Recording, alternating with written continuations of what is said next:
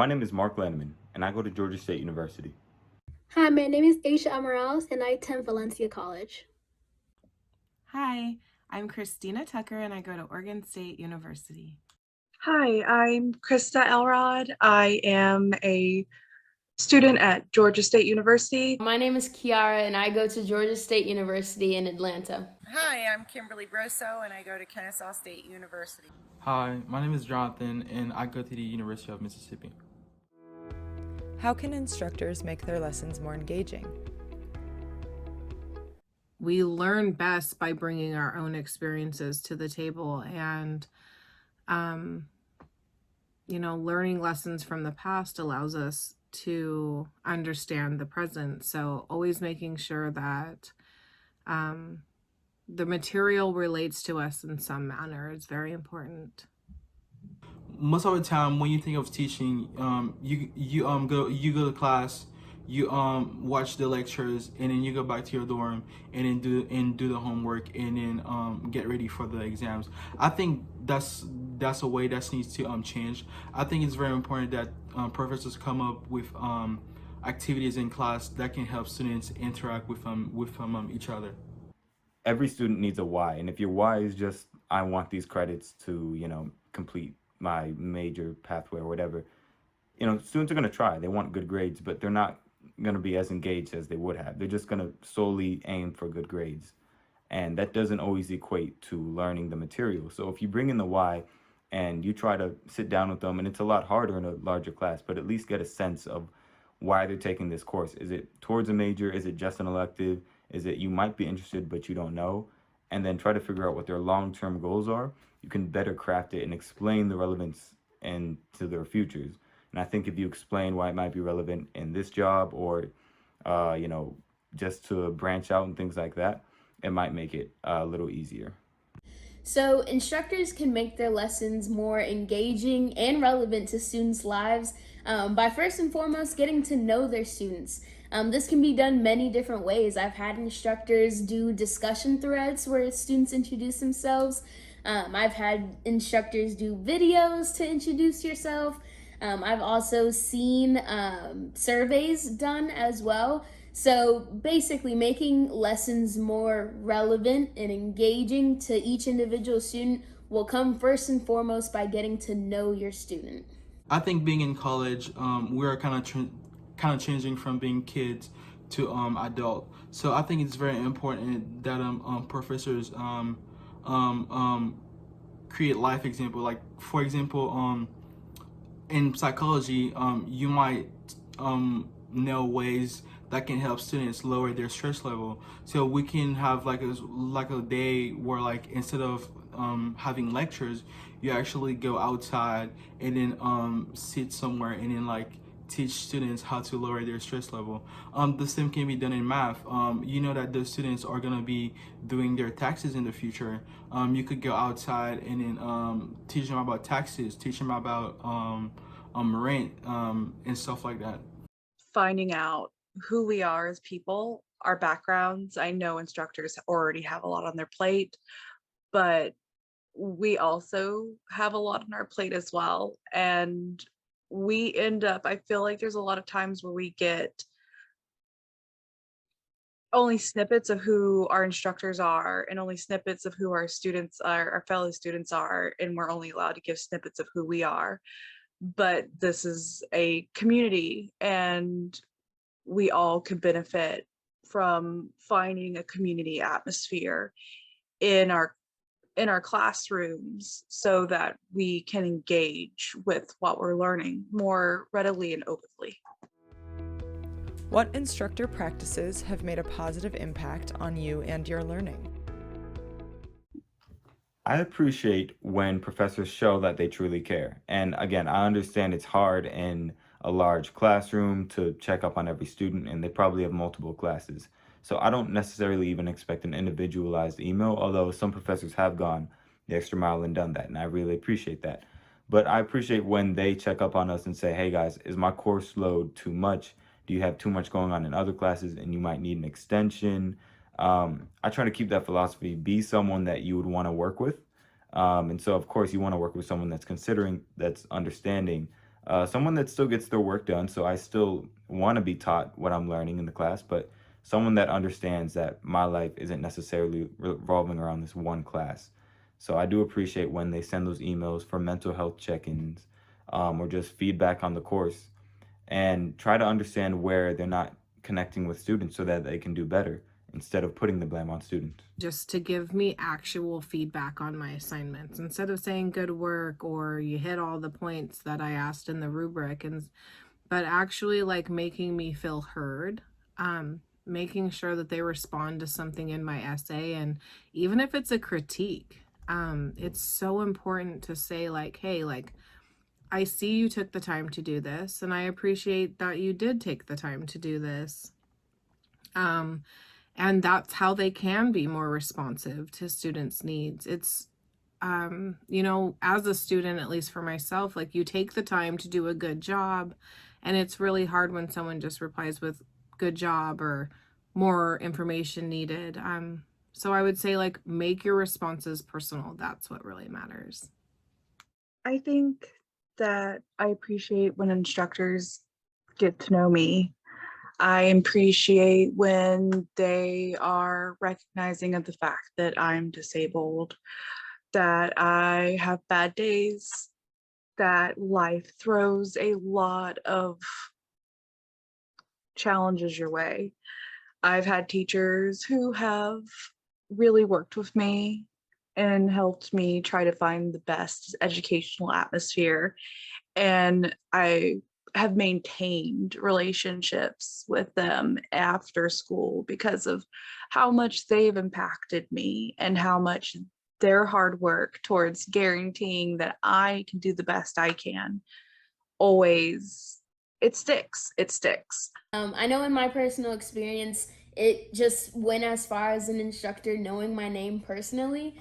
I know that instructors have also kind of reached out to the whole class and just asked questions like, what are your learning styles? How do you study the best? What are some things that you feel that I, as an instructor, can do better to help you?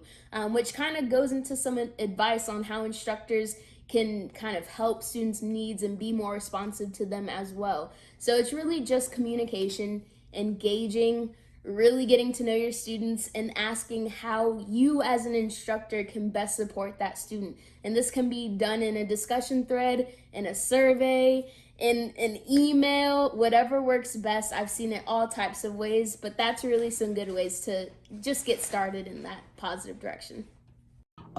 Something that schools don't realize is that students come from different background and they interpret informations differently, and then everyone is different.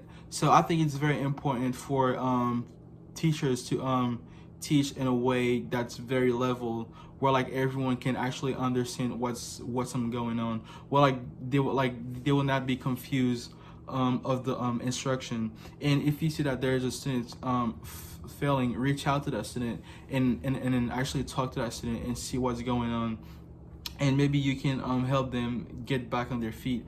You're not only gonna have an impact for that term, you're gonna impact the students for the rest of their life because you actually cared and reached out to that student.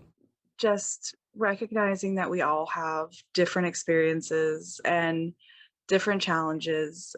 Poverty and the reality of what this pandemic is doing really affects sometimes how quickly or how readily or able we are to do things. And we as students put a lot of time and effort into this education, plus money. A lot of us are going super into debt.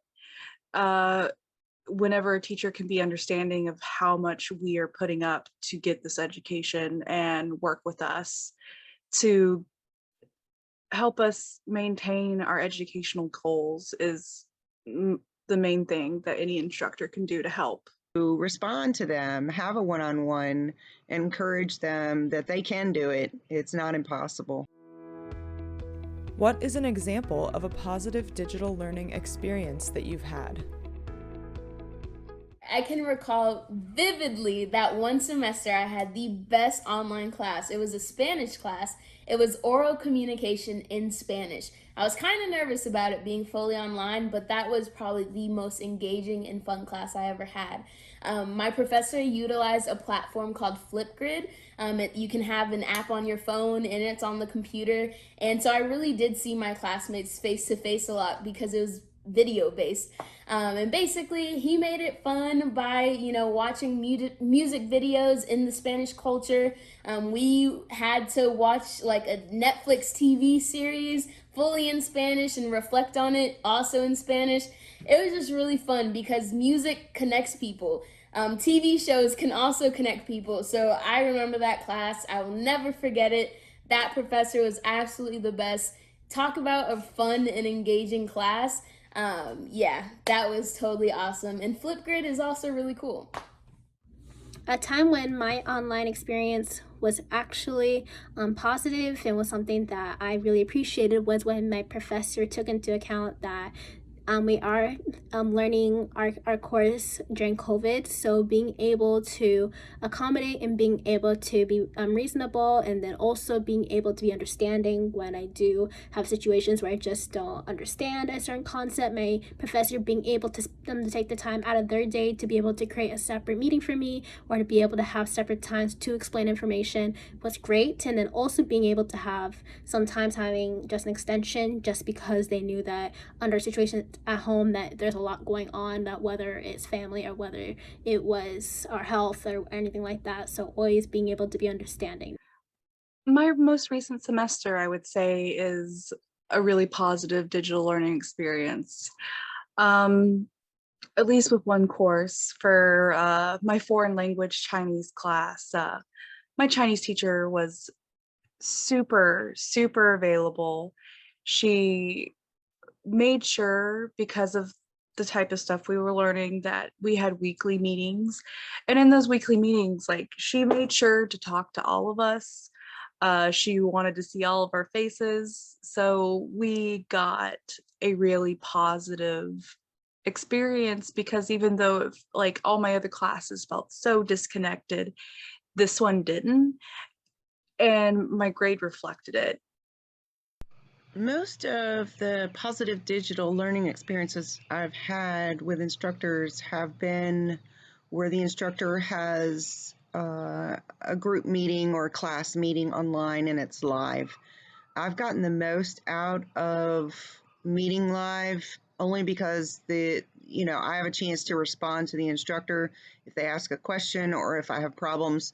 Whereas through email or, a lot of universities use some kind of D2L, desire to learn, takes time to get a response. And sometimes us students don't have so much time to get those responses back and figure out what we need to do. What are the instructor do's and don'ts that make your digital learning experience great? I think actually listen to students and see where they're coming from and understand them and understand that they are not used to that type of environment, and that they're not like technicians, or like they should know how to fix issues. One of the main thing was when I missed something, or like when my computer was acting up, and then I missed an assignment, and the fact that when I emailed my teachers and they didn't really understand why I missed the assignment, and I didn't have an opportunity to actually redo that assignment. I think that was one of the major bad things about online learning, and those things affected my grades a lot. And secondly, it's like when a test was proctored, when I would have trouble with my computer, getting my camera to work, getting the app to work on my computer, and teachers would not understand where I was coming from. Honestly, there has been a couple things that have not worked for me in a digital learning environment. One of them is the lack of face-to-face just at all in a class. Not seeing my classmates can really take a toll on somebody, especially because it might make you feel just alone in your learning environment. Another one is the lack of communication between like you and your professor or you and classmates. That can make you feel like you're struggling by yourself as well. So honestly, some things that could have made that experience better was at least having some type of synchronous aspect or face-to-face component to the class, instead of professors just giving you the software and kind of hiding for the semester. So there's a couple things that could be considered to make those experiences better, and one of them would definitely be fostering that community feel in one way or another, whether it be by discussion, group chats, some type of face-to-face video aspect, just something to make them feel just together and not alone in a digital learning environment. Trust feels lacking in the digital environment, and I would like to see that mitigated or changed. I noticed like one of my major things is how invasive and stressful proctored testing is. Some of my classes have been really stressful because it's a gotta get this done. If you don't get this done, it's your fault. You just spent a whole bunch of money. This is affecting your GPA. And we're living through a crazy time. We are trying our best. One of the things that hasn't worked well for me in a digital learning environment is non-engagement with the instructor. So this would mean that the instructor posts, our professor posts a bunch of assignments, basically walks us through it via recorded videos. And if we have any questions, it's very hard to ask those questions through email system or D2L. So something that would help the experience of the student much better and help them to learn better would be more engagement with the student, whether it be Zoom meetings or some other platform of the nature.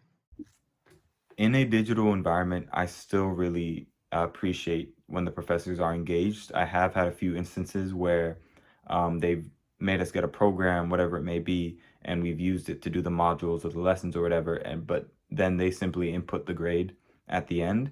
And, for a myriad of reasons, that isn't the best way to go, because sometimes it would want you to write a specific word, like in Spanish, but my keyboard wouldn't have the accent mark, so it would mark all of these questions wrong, even though they weren't really wrong.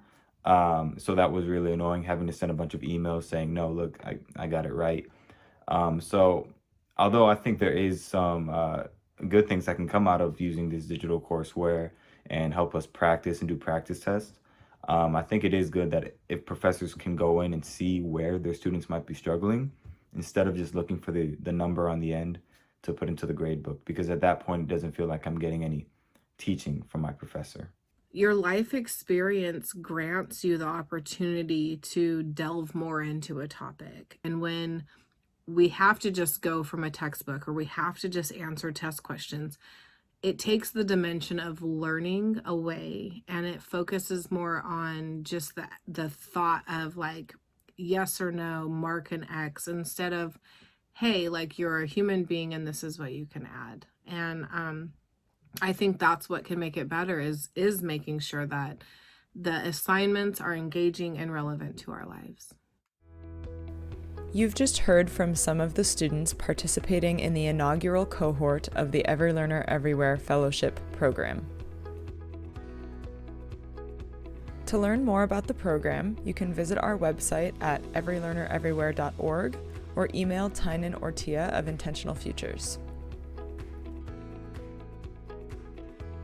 That concludes our presentation for today, and we are now happy to answer any questions.